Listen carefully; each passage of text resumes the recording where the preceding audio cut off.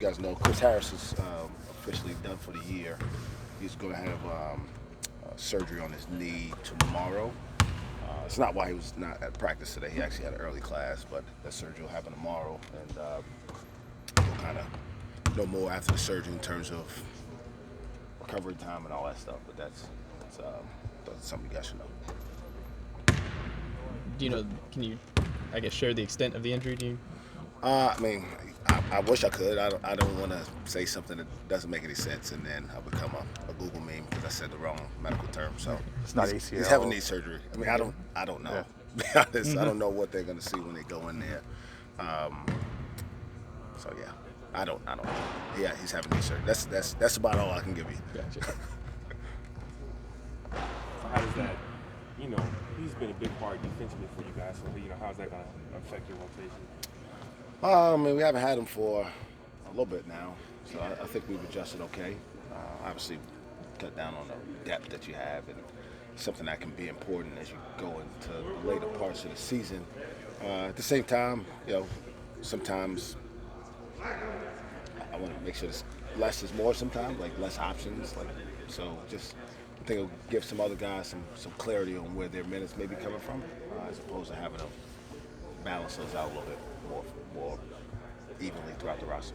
You guys were on a pretty big roll all the way up until halftime, the West Virginia game. Where's the confidence level of the guys after the second half? I think it's good. I think what you said is important to know. I mean, we've played probably 5 consecutive pretty good games, and one half of that 5 wasn't good, and we got to keep that in perspective, especially considering the 0-8 start.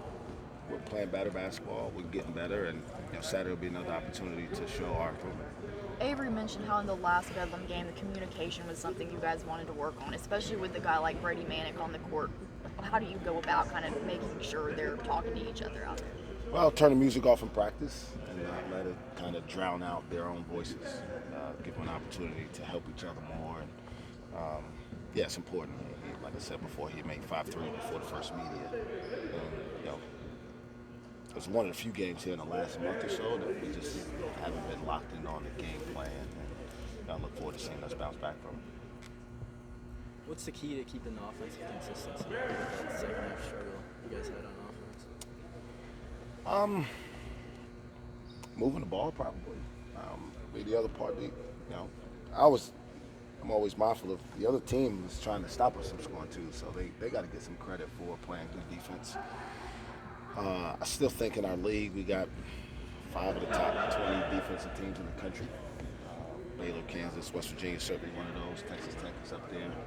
And so some credit goes to them, but we certainly have to move the ball better and continue to try to play inside out as much as we can.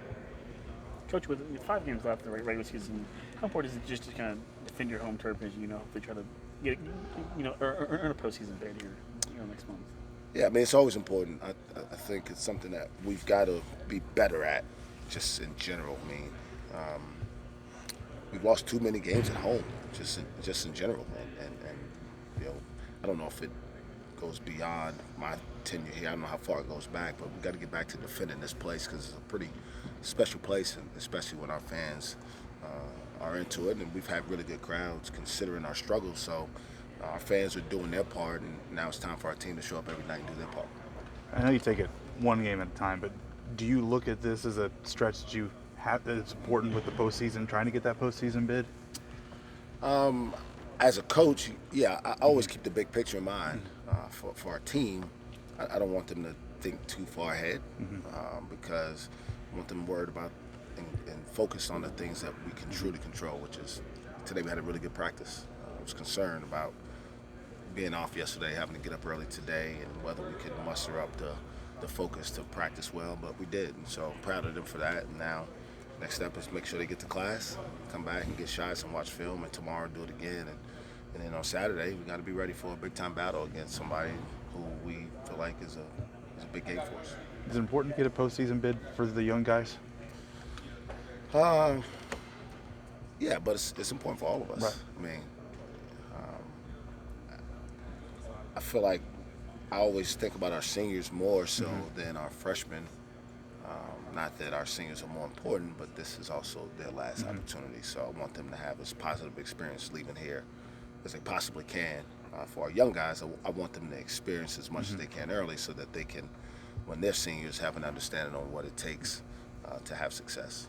Yeah, that's what I was thinking. The experience for those young guys. Yeah, to I move mean, forward. I think it helps to play. You know, it always helps to play more. It helps to be playing in meaningful games later in the year. And we still have some out there. Season certainly not lost by any means. We're in a hole. We dug ourselves. But there's some opportunities still out in front of us. Going back a couple weeks, you talked about taking away the players' practice jerseys, saying they need to earn them. Can you reiterate a little on your reasoning of why you took them away, and at what point did you think they deserved to wear them again? So that was about playing with pride and getting back to why we have the opportunities we had. And the reason we're here, and the reason that these guys get to play and I get to coach is because of the people who put their blood, sweat, and tears into our program for years and years and decades and decades. And when they put that jersey on, it's got to have some meaning to them more than just, look at me, I play for Oklahoma State. You know, it's, I have an opportunity to represent a completely variety of people through decades of people who've come through this program. And so we weren't playing that way for a few games, and I think the message was received because we've been playing with more purpose. And I thought it was important that when our former players and staffs came back last week, that they saw that type of play, and it was displayed not only in practice but in the game, and then they got their practice jerseys back at that point. That game in Norman, was that kind of the start of the more attack-minded offensive philosophy for you guys? Yeah, I mean, the first half was kind of an unfortunate lack of communication that got us off to a really bad start. And beyond that, we actually didn't play horribly. So that maybe can trace it back to that. I can't go back that far in my mind just because the games kind of run together when you think about too many of them. I definitely remember Mannix 5 threes to start the game. But I do remember us battling back, and I think we were down maybe 6 when York catches the ball underneath the basket and turns and shoots a layup, and they call a blocking foul. He makes a shot, and then they review it and say it was a flagrant foul on him, so no shots for him, no basket for us. Their ball, they make both free throws and make a 3, and so it's like a 13-point game again. And that's kind of been how things have gone. It's been these small things that just become enormous swings, and we've got to do a better job of controlling what we can. And that's not, it's not necessarily that play, right? But if we don't let Manic shoot 5 threes to start the game, maybe we're not down early that way and have to fight back. So it could have been a start. I can't for sure remember, but I think we've been playing good basketball pretty much through the month of February, and I guess that was the first game in February. The last time you guys played them, York got inside a lot, but didn't finish as much as you probably wanted them to. But with this rhythm you guys have going playing inside, do you think this could be a different game for York if he has that same assertiveness? Yeah, I mean, that's, again, we've talked about it for a couple of weeks. It's kind of how we have to have success. We have to play around the basket, get easy opportunities in the paint. It's kind of one of the things that kind of rose up again the other day. I think we were 2 for 13 or 14 on layups in the second half of the game the other day. I also go back to the first half where we missed. We had 2 chances in transition. We threw both of them away between Cam and Ice. We missed 2 layups. We missed 2 free throws. And you got a chance up 10 on the road with a team that's kind of struggling with their confidence at the time to maybe be up 16 or 17. Instead, they hang around because we missed those opportunities. They make a 3 at halftime buzzer to cut the lead to 5.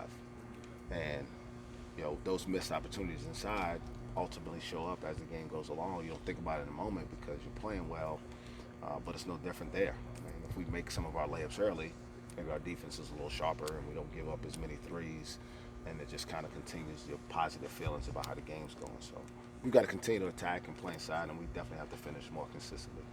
York had success against Oscar and Culver in that first half especially. How big can that be for his confidence to go, okay, I can be one of this league's top bigs? Yeah, I mean, it's interesting. I had a conversation with York at the very end of last season, and my message to him was, I think he has a chance to be the best big in the league. He's not there yet, but I want him to think about himself and work that way.